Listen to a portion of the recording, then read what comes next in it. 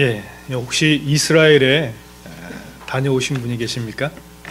제가 아직 이스라엘은 가보지 못했는데요. 다녀온 사람들의 말에 의하면 이스라엘이 여름이 매우 덥다라고 이야기합니다. 기온이 올라갈 때는 45도 이상 올라간다고 하니까요. 100도씨가 넘는 거겠죠. 무척 덥습니다. 그래서인지 모르겠지만 지금 아브라함이 그늘에 있는 장막문 앞에 앉아 있습니다. 더위를 피하기 위해서 장막문 앞에 앉아서 저 먼 하늘을 바라봅니다. 무슨 생각을 하고 있었는지 모르겠지만 그러다가 그의 눈에 사람 3명이 그의 눈에 들어왔습니다. 그들을 보자마자 아브라함은 급히 달려 나아가서 우리가 생각하면 이해가 안 되는 행동을 합니다. 어떻게 합니까? 몸을 굽혀서 그들에게 이야기를 하죠.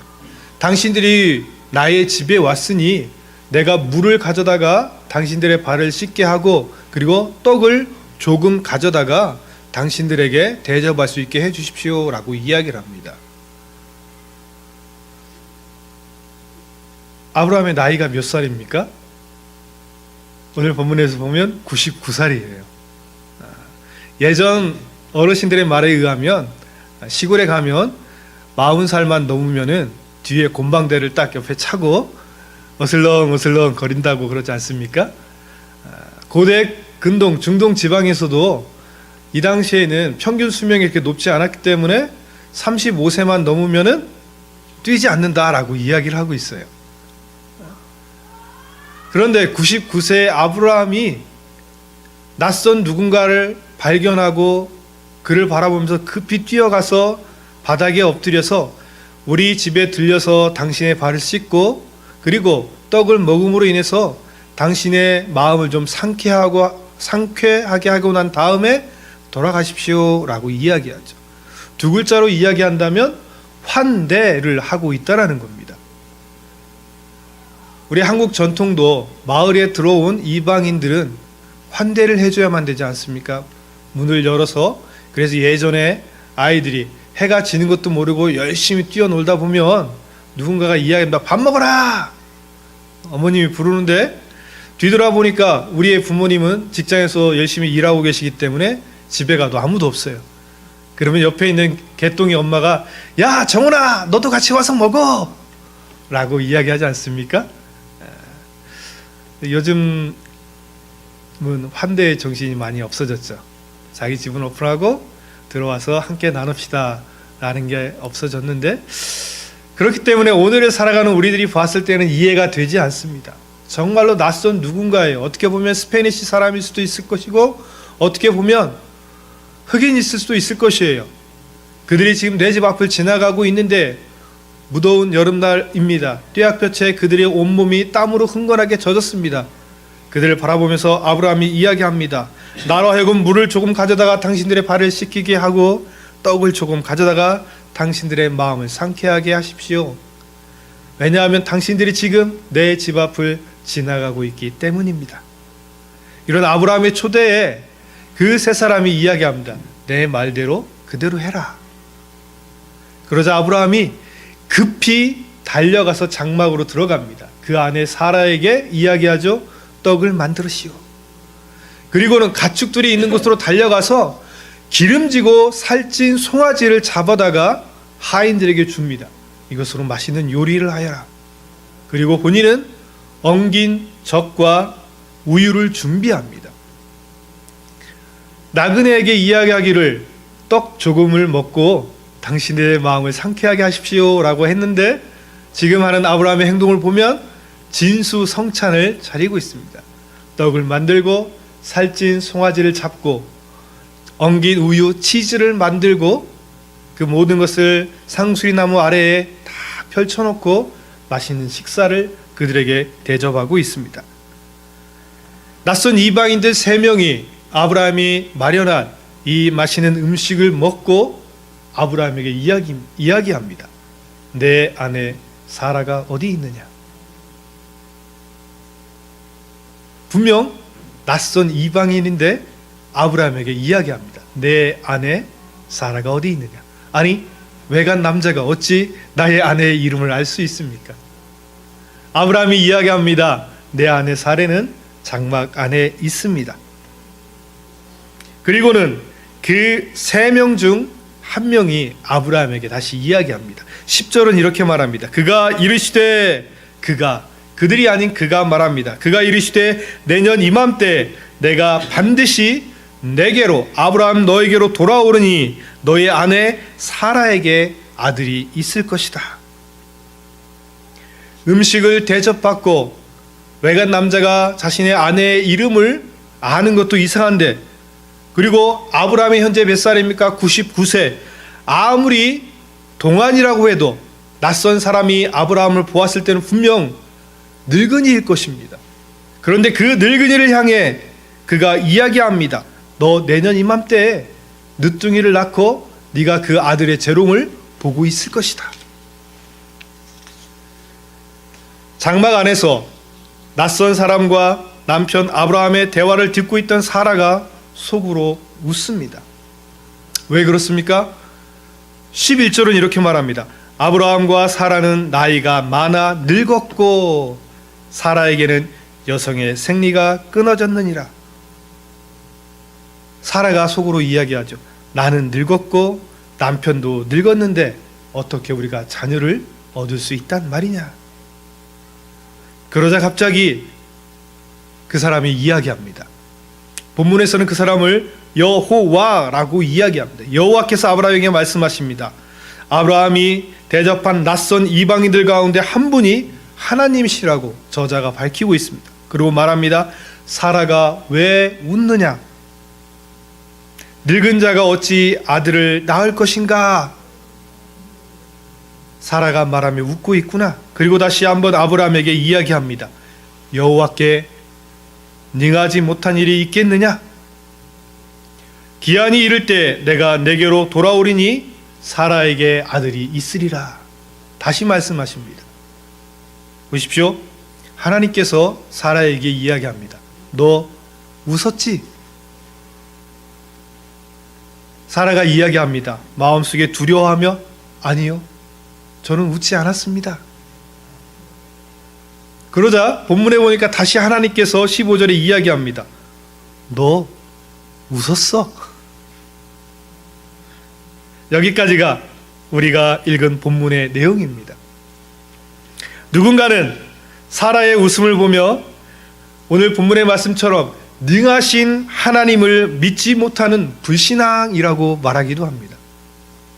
또 어떤 사람은 불신앙까지는 아니더라도 자기의 환경을 보니까, 자기의 환경이 어떻습니까? 자신의 남편은 99살이 되었고 자기는 오늘 본문 말씀처럼 아이를 낳을 수가 없어요. 왜요? 여성의 생리가 끊어졌다라고 본문은 말하고 있습니다. 남편과 자신의 환경을 보니까 도저히 아이를 낳을 수가 없어요. 하나님께서 다른 것을 한다. 내가 내년 이맘때에는 60만 불짜리 대저택에서 살고 있을 거야. 아니면 추신수 선수가 1200평의 대저택에 살고 있는데 내년 이맘때면 네가 그러한 저택 가운데 살고 있을 거야 라고 이야기한다면 아멘으로 받아들일 수 있을지도 모르겠는데, 사라가 아무리 생각해도 아이를 낳을 수 없는 나에게 내년 이맘때에 아들이 있을 거야 라고 하니까 아무리 하나님이라도 이것만큼은 하실 수 없을 거예요. 사라를 바라보면서 믿지 못하는, 너 정말 왜 믿음이 그러니? 라고 말하시는 분들도 계실 것입니다. 그러면서 말하길, 그들은 이야기합니다. 신약을 보아라. 예수님께서 그물을 깃고 있던, 바다에 그물을 던져서 고기를 잡고 와서 그 그물을 마무리하고 있었던 제자들을 부르셨을 때 그들이 어떻게 반응하였느냐? 즉시로 그물을 버려두고 예수님을 좇지 않았느냐? 그러면서 사라의 믿음 없음을 질타하는 경우도 있습니다. 여러분은 어떻게 생각하십니까? 하나님의 부르심에 즉각적으로 내 손에 있던 모든 것을 내려놓고 하나님의 부르심에 응답하며 쫓아가는 삶을 살고 계십니까? 아니면 아무리 하나님이라 해도 이것은 도저히 제가 받아들일 수가 없습니다. 여러분의 삶은 어느 쪽에 더 많은 비중을 차지하고 있습니까? 저의 삶을 뒤돌아본다면 하나님의 부르심 앞에 즉각적으로 순종하는 일들보다는 본문의 사라처럼 어찌 그 일이 일어날 수 있단 말입니까? 어찌 그 문제가 해결될 수 있단 말입니까? 라고 말하며 고개를 흔들고 속으로 웃는 경우가 많은 것 같습니다. 성경의 기록도 그렇습니다. 모세를 보십시오. 하나님께서 모세를 불타는 떨기나무 가운데서 부르십니다. 그리고 이야기합니다. 내가 너를 애굽으로 보낼 터니까 너는 그 애굽에 있는 이스라엘 백성들, 내 백성 이스라엘을 이끌고 나와라. 하나님께서 모세에게 수많은 이적과 기사를 보여줍니다. 내 손에 무엇이 있느냐? 지팡이가 있습니다. 던져보아라. 던지자 뱀이 되었습니다. 뱀의 꼬리를 잡으니 다시 지팡이가 되었죠. 너의 손을 품에 한번 넣어보아라. 놓고 뺐더니 손이 하얗게 문들병이 들었습니다. 그리고 다시 넣으니까 깨끗해졌죠. 그래도 모세는 주저주저합니다. 그래서 하나님께서 그럼 물을 바닥에 쏟아 보아라. 물이 피로 변하죠. 그리고 모세가 하나님께 이야기합니다. 저는 아이라 어눌해서 말을 잘하지 못합니다.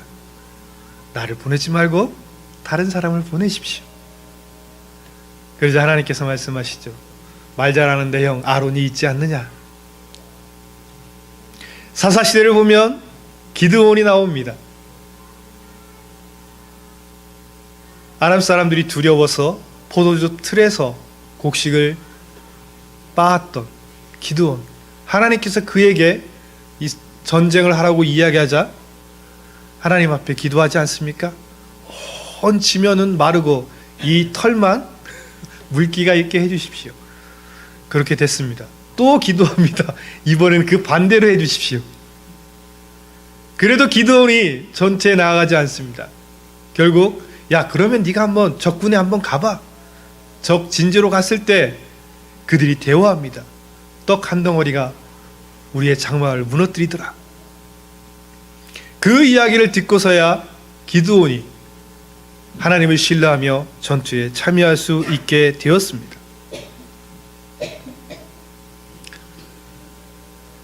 사라의 웃음이 성경에 기록된 첫 웃음은 아닙니다. 그리고 마지막 웃음도 아닙니다. 우리가 눈을 돌려 17장을 바라보면 하나님과 아브라함의 대화 가운데 이미 아브라함이 하나님의 말씀에 웃음을 띄었다라고 기록하고 있습니다. 19장에 하나님께서 아브라함에게 나타나셔서 아브라함의 이름과 사라의 이름을 아브라함과 사라라고 고쳐주십니다. 그리고 하나님께서 아브라함에게 이야기합니다. 내년 이맘때에 내가 너에게 다시 찾아올 터인데 사라에게 아들이 있을 것이다. 그러자 17장 18절에 아브라함이 하나님께 이렇게 말합니다. 하나님, 이스마엘이나 하나님 앞에 건강하게 해주십시오. 그 속마음은 무엇이죠? 아이고 내 나이가 99살입니다. 내년에 아들이 있다라니요. 하나님께서 그래도 첩을 통해 주신 이 이스마엘이나 건강하길 원합니다. 이 이스마엘이나 번성하길 원합니다. 내가 열국의 아비라고요? 내 아내 사레가 열국의 어머니가 될 거라고요? 내 아들 이 이스마엘을 통해서나 그 일이 이루어지길 원합니다. 어찌 보면 사라의 웃음보다 하나님 앞에 대놓고 이야기하는 이 아브라함이 더 믿음 없어 보이기도 합니다. 그런데 하나님께서는 결코 아브라함에게 너 웃었어? 라고 말씀하시지 않았습니다. 하나님, 이 나이에 아들이라뇨. 이미 있는 이스마엘이나 건강하게 해주십시오. 아이를 낳지 못하는 가정이 있습니다. 남편이 더 고통 가운데 있을까요? 아니면 아이를 낳지 못하는 아내가 더 고통 가운데 있을까요? 아주 못된 풍습 중에 하나가 칠거지약 가운데 아이를 낳지 못하면 쫓아낼 수 있지 않습니까? 투기를 하여도 쫓아낼 수도 있는데요. 그런데 13년 전에 이 아브라함은 사라가 추천한 첩에 의해서 아들을 이미 낳았습니다. 자, 그러면 누구 때문에 자녀가 없는 겁니까? 그렇죠. 아브라함은 자녀를 낳을 수 있어요. 사라가 자녀를 낳을 수가 없습니다. 주변 사람들은 뭐라고 속삭였겠습니까? 아니, 아브라함은 첩을 통해 아이를 낳았대. 그럼 우리 안주인 사라가 문제가 있는 거네. 사무엘서를 넘어가 보십시오. 한나가 왜 그 마음속에 고통하며 성전에서 그렇게 기도하였습니까? 너 술을 끊어라 라는 말을 들을 정도로 입으로 크게 외치진 않았지만 자신의 그 고통스러운 모든 마음을 하나님 앞에 기도로 드렸습니다. 아이를 낳지 못하는 그 고통이 얼마나 심한가, 한나를 통해서도 우리는 알 수 있을 것입니다. 그러한 상황 가운데 낯선 이방인들이 다시 한번 아브라함을 방문하였고 아브라함에게 이야기합니다. 내년 이맘때 사라의 품 가운데 어린아이가 있을 것이고 사라는 기뻐하는 가운데 그 아이에게 젖을 물리고 있을 것이다. 희망을 포기하고 살아가고 있던 어느 날입니다. 나에겐 더 이상 자녀를 기대할 수 없을 거야. 그 이방인들을 정성을 다해 환대하였습니다. 장막 밖에서 들려오는 소리는 내년에 자기가 아들을 낳을 것이라는, 그리고 그를 품에 안고 젖을 먹일 것이라는 이야기가 들려옵니다. 가슴을 찌르는 아픈 소리일 수도 있습니다. 내가 아이를 낳을 수 있다고? 이보시오. 내 경수가 끊어진 지, 생리가 끊어진 지 오래요. 복창 터지는 소리 좀 하지 마시오. 만약에 제가 살아랬다면 마음속으로 그렇게 대내었을지도 모르겠습니다. 그런 마음 가운데 그의 입술을 통해 나오는 한마디가 헛웃음이 그의 입을 통해 흘러나올 것입니다. 사방을 둘러봐도 한 줄기 빛도 발견할 수 없는 어둠 가운데 있습니다. 누가요? 바로 저와 여러분이 그렇지 않습니까? 몇 날을 기도하고 눈물을 흘리며 하나님을 부여잡고 기도했지만 그 어디에서도 한 줄기의 빛을 발견할 수가 없습니다. 하나님 앞에 눈물을 흘리며 소나무 뿌리를 뽑기 위해 기도하였지만 변화되는 것은 하나도 없습니다. 하나님, 이 정도면 됐지 않습니까? 제가 이 정도 기도하고 하나님 앞에 이 정도 열심으로 헌신했으면 무언가 변화가 되어야 되는 것은 아닙니까? 그런데 우리 주변에는 변화되는 것은 아무것도 없습니다. 그런데 어느 날 누군가가 우리에게 말합니다. 내년 이맘때 내가 너를 다시 찾아왔을 때에는 너에게 아들이 있을 것이다. 내년 이맘때 네가 기도한 그 모든 것들이 다 해결될 것이고 네가 환한 웃음 가운데 하루를 살아가고 있을 것이다. 그러한 때 여러분은 어떻게 반응하시겠습니까? 100에 90명 정도는 사라와 같이 말하지 않겠습니까? 아니요. 저에게는 그런 일이 일어나지 않을 것입니다. 저에게는 희망도 소망도 없습니다. 그때 하나님께서 다시 여러분에게 묻습니다. 너 웃었니? 아니라고? 내가 너의 삶을 변화시킬 수 없다라고? 내가 할 수 없을 것 같니? 내가 네 문제를 해결할 수 없다고?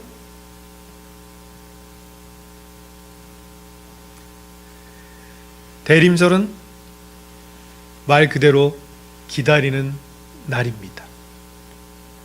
무엇을 기다립니까? 이 땅에 오신 예수 그리스도를 기다립니다. 우린 너무나 잘 알고 있습니다.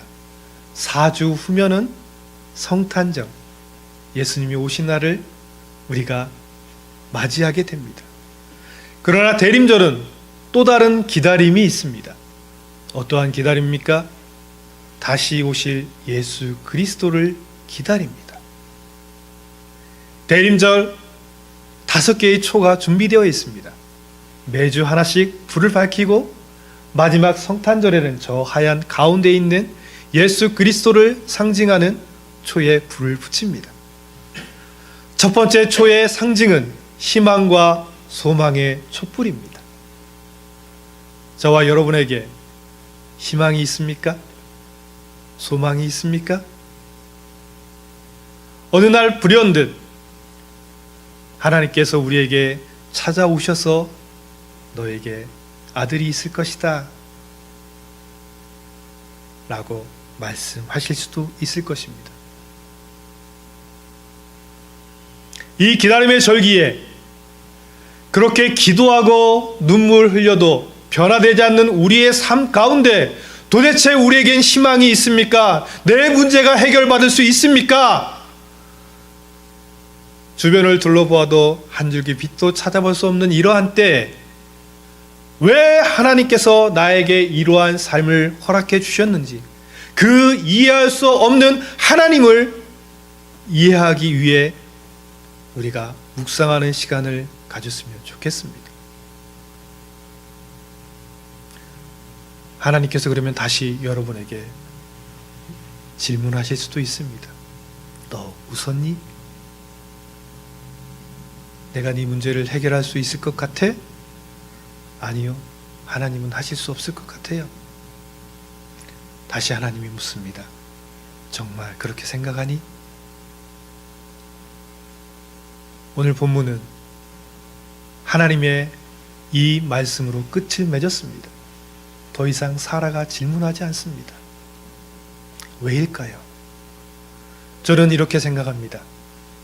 너 우선이라는 하나님의 그 말씀을 들으며 사라가 불신의 벽을 깨고 다시 하나님을 향한 믿음의 발걸음을 떼었다라고 생각이 됩니다.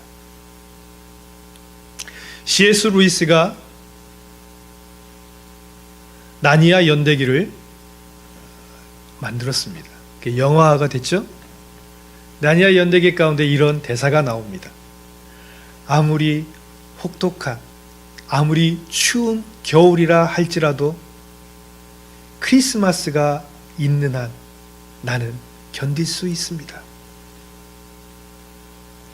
우리의 인생이 아무리 힘들고 어렵고 고통 가운데 있다 할지라도 예수 그리스도께서 우리와 함께 계시고 하나님께서 우리와 함께 하신다는 그 사실을 신뢰하고 그 믿음을 버리지 않는다면 언젠간 푸르른 새싹이 돋아나는 밝은 봄이 우리 앞에 찾아올 것입니다. 기도하겠습니다.